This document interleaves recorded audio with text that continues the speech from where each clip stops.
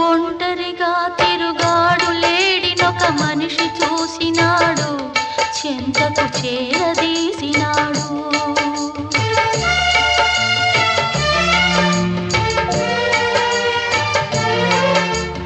అభమో శుభమో తెలియని లేడి అతనిని నమ్మింది, తన హృదయం పరిచింది.